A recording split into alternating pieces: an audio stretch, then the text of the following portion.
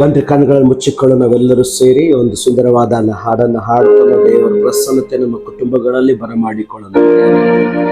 ಕಣ್ಣುಗಳನ್ನು ಮುಚ್ಚಿಕೊಳ್ಳೋಣ. ಹಾಲೆಲೂಯ, ಸ್ತೋತ್ರ ಸ್ತೋತ್ರ ಸ್ತೋತ್ರ. ಕರ್ತನಲ್ಲಿ ಕಾಯುವವರು ಅವಮಾನ ಹೊಂದರು, ನಿಜವಾಗಿ ಅಂತ್ಯ ಉಂಟು, ನಂಬಿಕೆ ವ್ಯರ್ಥವಾಗದು. ಕಾಯುತ್ತಿರುವೆ ಕಾಯುತ್ತಿರುವೆ ಅದ್ಭುತವ ಹೊಂದಲು, ಕಾಯುತ್ತಿರುವೆ ಕಾಯುತ್ತಿರುವೆ ಕಾಯುತ್ತಿರುವೆ ಅದ್ಭುತವ ಹೊಂದಲು, ಕಾಯುತ್ತಿರುವೆ. ಬಿಡುಗಡೆ ಕಾಣಲು ಮೊಣಕಾಲಲ್ಲೇ ಕಾಯುವೆ, ಬಿಡುಗಡೆ ಕಾಣಲು ಮೊಣಕಾಲಲ್ಲೇ ಕಾಯುವೆ. ಬಲ ಹೊಂದುವೆ, ಎದ್ದೇಳುವೆ, ಹದ್ದಿನಂತೆ ಹಾರುವೆ. ಬಲ ಹೊಂದುವೆ, ಎದ್ದೇಳುವೆ, ಹದ್ದಿನಂತೆ ಹಾರುವೆ. ಎಲ್ಲರೂ ಸೇರಿ ಕಾಯುತ್ತಿರುವೆ ಕಾಯುತ್ತಿರುವೆ ಅದ್ಭುತವ ಹೊಂದಲು, ಕಾಯುತ್ತಿರುವೆ ಕಾಯುತ್ತಿರುವೆ ಕಾಯುತ್ತಿರುವೆ ಅದ್ಭುತವ ಹೊಂದಲು, ಹೌದು ಸ್ವಾಮಿ, ನಿನ್ನ ಅದ್ಭುತವನ್ನು ಹೊಂದುವುದಕ್ಕಾಗಿ ನಾವು ಕಾಯ್ತಾ ಇದ್ದೇವೆ ಸ್ವಾಮಿ. ನಮ್ಗೆ ಗೊತ್ತು, ತಕ್ಕ ಸಮಯದಲ್ಲಿ ನೀವು ನಮ್ಮ ದರ್ಶನಗಳನ್ನ ನೆರವೇರಿಸ್ತೀವಿ, ಅದಕ್ಕಾಗಿ ಸ್ತೋತ್ರ ಸಲ್ಲಿಸ್ತೇವೆ. ತಡವಾದ್ರೂ ಸ್ವಾಮಿ, ಬೇರೆ ನೀನು ಸ್ವಾಮಿ ಕರ್ತ ನಮ್ಮ ಜೀವನದಲ್ಲಿ ಅದ್ಭುತವನ್ನ, ಸುಂದರವಾದ ಶ್ರೇಷ್ಠವಾದ ಕಾರ್ಯವನ್ನ ಮಾಡ್ಲಿಕ್ಕಿದೆ, ಅದಕ್ಕಾಗಿ ನಿಮಗೆ ಸ್ತೋತ್ರ ಮಾಡ್ತೇವೆ ಸ್ವಾಮಿ. ಹಾಲೆಲೂಯ. ತಕ್ಕ ಸಮಯದಲ್ಲಿ ದರ್ಶನವ ನೆರವೇರಿಸುವ, ತಕ್ಕ ಸಮಯದಲ್ಲಿ ದರ್ಶನವ ನೆರವೇರಿಸುವ. ಸುಳ್ಳಾಗದು, ನೆರವೇರುವುದು, ತಡವಾದರೂ ನಾ ಕಾಯುತ್ತಿರುವೆ. ಸುಳ್ಳಾಗದು, ನೆರವೇರುವುದು, ತಡವಾದರೂ ನಾ ಕಾಯುತ್ತಿರುವೆ. ಎಲ್ಲರೂ ಸೇರಿ ಕಾಯುತ್ತಿರುವೆ ಕಾಯುತ್ತಿರುವೆ ಅದ್ಭುತವ ಹೊಂದಲು, ಕಾಯುತ್ತಿರುವೆ ಕಾಯುತ್ತಿರುವೆ ಕಾಯುತ್ತಿರುವೆ ಅದ್ಭುತವ ಹೊಂದಲು, ಕಾಯುತ್ತಿರುವೆ. ಸ್ವಾಮಿ, ಎಲ್ಲ ಮಹಿಮೆ ಸಲ್ಲಬೇಕಂತ, ಎಲ್ಲ ಗೌರವ ಸಲ್ಲಬೇಕಂತ, ಎಲ್ಲ ಸ್ತೋತ್ರ ನಿನ್ನ ಪಾದಕ್ಕೆ ಸಲ್ಲಿಸ್ತೇವೆ. ದೇವರನ್ನ ಧ್ಯಾನ ಮಾಡಿಕೊಡ್ರು, ಧ್ಯಾನ ಮಾಡ್ಲಿಕ್ಕೆ ಇರುವಂತ ವಾಕ್ಯಗಳನ್ನ ನಿನ್ನ ಆಶೀರ್ವಾದ ಮಾಡು.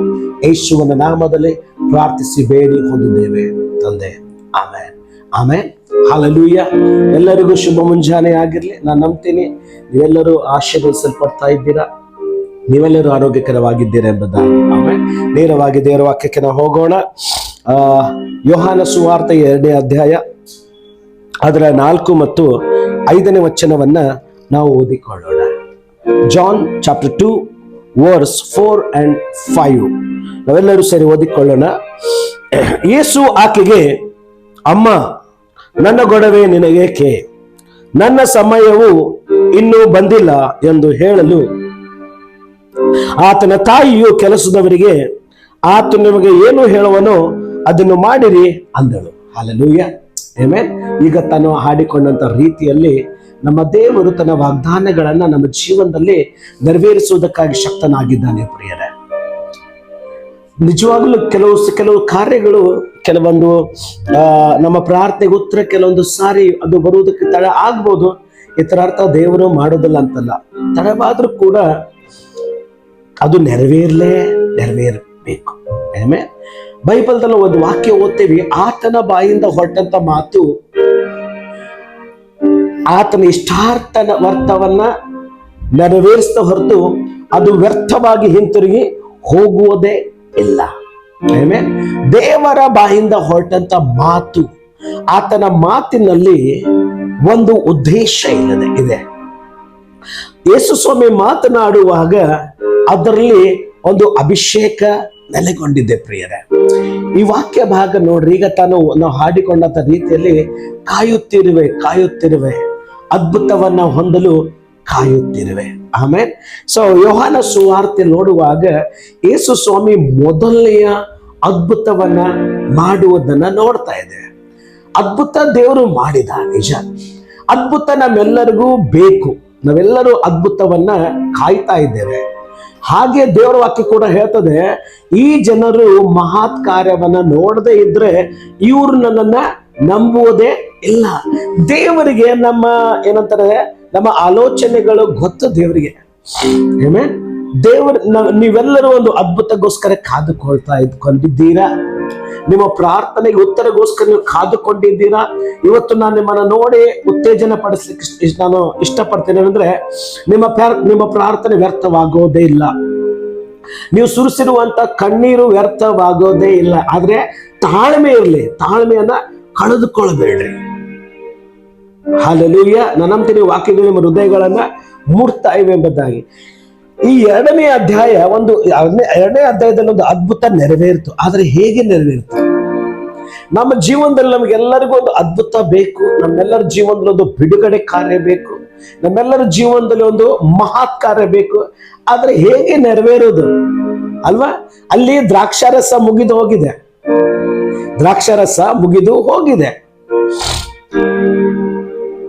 ಅಲ್ಲಿ ಹೇಗೆ ಅದ್ಭುತ ಆಯ್ತಂತ ನಾವು ಓದುವುದಾಗಿದ್ರೆ, ಅಲ್ಲಿ ಯೇಸು ಸ್ವಾಮಿ ತಾಯಿ ಬಂದು ಯೇಸು ಸ್ವಾಮಿಗೆ ಹೇಳ್ತಾ ಇದ್ದಾಳೆ, ಅಯ್ಯೋ ಮಗನೇ, ದ್ರಾಕ್ಷಾರಸ ಮುಗಿದು ಹೋಗಿದೆ, ಏನು ಮಾಡು.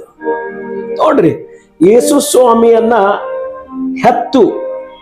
ಹೊತ್ತಂತ ತಾಯಿಗೆ ಒಂದು ಬಲವಾದಂತ ನಂಬಿಕೆ ಇದೆ, ಒಂದು ತಿಳುವಳಿಕೆ ಇದೆ.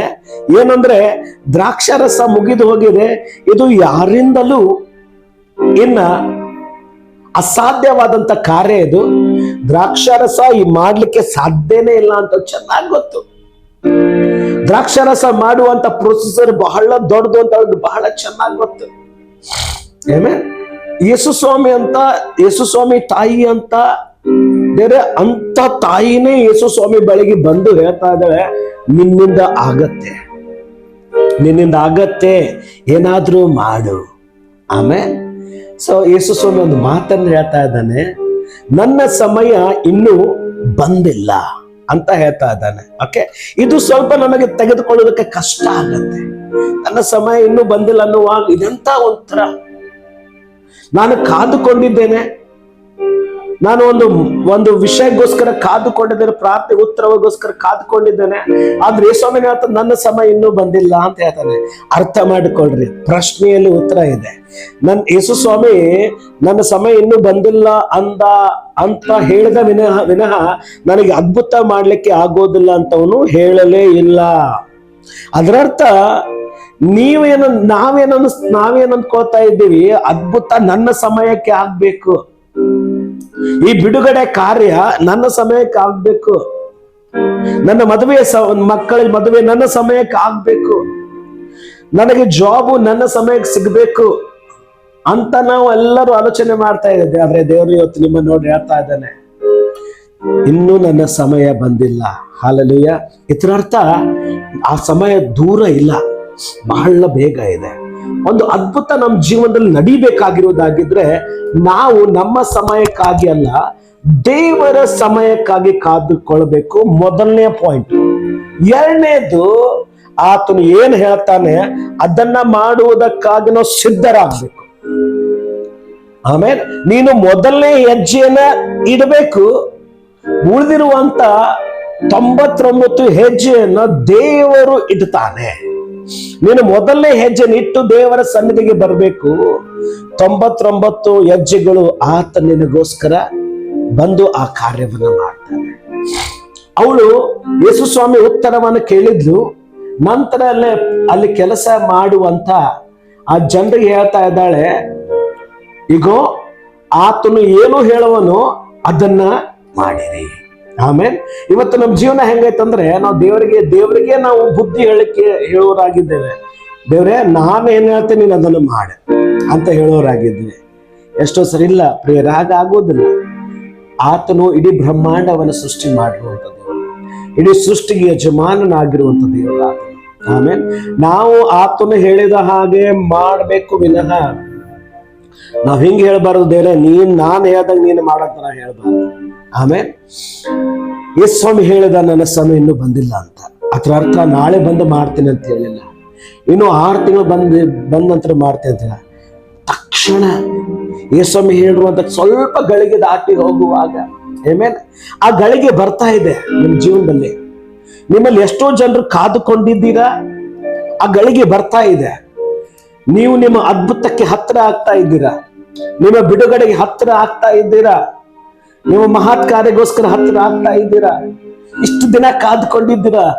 ಈಗ ನಿರೀಕ್ಷೆನ ಕಳ್ಕೋಬೇಡ್ರಿ, ಈಗ ನಂಬಿಕೆಯನ್ನು ಬಿಟ್ಟು ಬಿಡ್ಬೇಡ್ರಿ. ಆತನೇನ್ ಹೇಳ್ತಾನೆ ಅದನ್ನ ನೀವು ಮಾಡ್ಲಿಕ್ಕೆ ಸಿದ್ಧರಾಗಬೇಕು. ಆಮೇಲೆ ಆತ ನಿಮ್ಗೆ ಪ್ರೇರೇಪಣೆ ಕೊಟ್ಟಿದ್ದಾನ, ಆ 3 ದಿವಸ ಉಪವಾಸ ಮಾಡಂತ ಉಪವಾಸ ಪ್ರಾರ್ಥನೆ ಹೋಗ್ರಿ.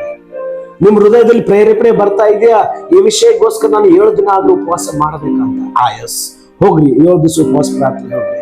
ನಿಮ್ಮ ಒಳಗಡೆ ಪ್ರೇರೇಪಣೆ ಬರ್ತಾ ಇದೆ, 21 ದಿವಸ ನಾನು ಮಾಡ್ಬೇಕು, 40 ದಿವಸ ಮಾಡ್ಬೇಕು, ಹೋಗ್ರಿ. ನೀವು ಅದನ್ನು ಮಾಡ್ತಾ ಇರುವಾಗ ಸೂಪರ್ ನ್ಯಾಚುರಲ್ ಆಗಿರುವಂತ ಡೋರ್ಗಳು ನಿಮಗೋಸ್ಕರ ದೇವರು ಓಪನ್ ಮಾಡ್ತಾನೆ. ಆಮೇಲೆ ತಕ್ಷಣ ಆತನು ಪಾರುಪಾತ್ಯಗಾರಿಗೆ ಹೇಳಿದ, ಈ ಕಲ್ಲಿನ ಬಾನೆಯಲ್ಲಿ ನೀರು ತುಂಬಿರಿ. ಅವರು ನೀರನ್ನು ತುಂಬಿದ್ರು.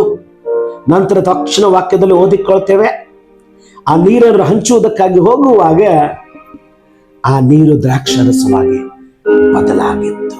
ಹಲ್ಲೆಲೂಯಾ.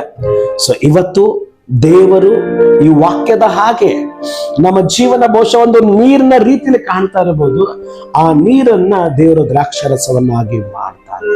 ಸಾಧಾರಣವಾದ ಜೀವನವನ್ನ ಆಶೀರ್ವಾದಕರವಾಗಿರುವಂತ ಜೀವನವಾಗಿ ದೇವರು ಮಾರ್ಪಡಿಸ್ತಾನೆ.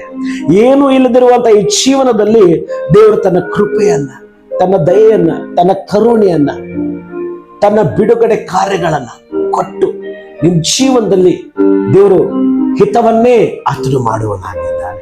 ಆಮೇಲೆ ದೇವರು ಈ ಮುಂಜಾನೆ ವಾಕ್ಯಗಳಿಂದ ನಿಮ್ಮನ್ನ ಆಶೀರ್ವಾದ ಮಾಡ್ಲಿ. ಬಹಳ ಸುಂದರವಾಗಿ ಹೇಳ್ತಾ ಇದ್ದಾನೆ, ಸ್ವಾಮಿ ನನ್ನ ಸಮಯ ಇನ್ನೂ ಬಂದಿಲ್ಲ, ಆದ್ರೆ ಕೆಲವೇ ಕ್ಷಣಗಳಾದ ನಂತರ ಸಮಯ ಬಂತು. ನೀರು ದ್ರಾಕ್ಷಾರಸವಾಗಿ ಬದಲಾಗ್ತಾ ಇದೆ, ನಿಮ್ಮ ಜೀವನಗಳು ಬದಲಾಗ್ತಾ ಇವೆ, ನಿಮ್ಮ ಕುಟುಂಬಗಳ ಪರಿಸ್ಥಿತಿಗಳು ಬದಲಾಗ್ತಾ ಇವೆ. ಆಮೇಲೆ ಕೆಲವೊಬ್ಬರಿಗೆ ಪ್ರಮೋಷನ್ ಕಾದುಕೊಂಡಿದೆ, ಅದನ್ನ ಅತಿ ಬೇಗನೆ ದೇವರು ನಿಮ್ಮ ಜೀವನಕ್ಕೆ, ನಿಮ್ಮ ಕೈಗೆ ತಲುಪುವಂತೆ ಮಾಡ್ತಾನೆ. ಬನ್ನಿ ಪ್ರೇರೆ, ವಾಕ್ಯಗಳಿಂದ ದೇವರು ನಿಮ್ಮನ್ನು ಆಶೀರ್ವಾದ ಮಾಡಲಿ. ಆತನ ಸಮಯಕ್ಕೋಸ್ಕರ ಕಾದುಕೊಳ್ಳ್ರಿ. ಆತನೇನ್ ಹೇಳ್ತಾನೆ ಅದನ್ನು ಮಾಡಿ ಪ್ರಾರ್ಥನೆ ಮಾಡಿಕೊಳ್ಳೋಣ. ತಂದೆಯಾದ ದೇವರೇ, ಸುಂದರವಾದ ಬೆಳಗಿನ ಜಾವಕ್ಕಾಗಿ ಸ್ತೋತ್ರ. ನಮ್ಮನ್ನು ಕೇಳ್ತಾ ಇರುವಂತವರು, ನಮ್ಮ ಜೊತೆಗೆ ಈ ದಿವಸ ಕೂಡಿ ಬಂದವರನ್ನ ನೀನು ಪರಲೋಕದ ಬಾಗಿಲವನ್ನು ತೆರೆದು ಹೇರಳವಾಗಿ ಆಶೀರ್ವಾದ ಮಾಡು. ಪ್ರಾರ್ಥನೆಗಳನ್ನು ಕೇಳಿದಕ್ಕಾಗಿ ಸ್ತೋತ್ರ. ಎಲ್ಲ ಮಹಿಮೆ ಘನತೆ ನಿನಗೆ ಸಲ್ಲಿಸ್ತಾ ಯೇಸು ಕ್ರಿಸ್ತನ ನಾಮದಲ್ಲಿ ನಾವು ಪ್ರಾರ್ಥಿಸಿ ಬೇಡಿ ಹೊಂದಿದ್ದೇವೆ ಪರಲೋಕದ ತಂದೆ.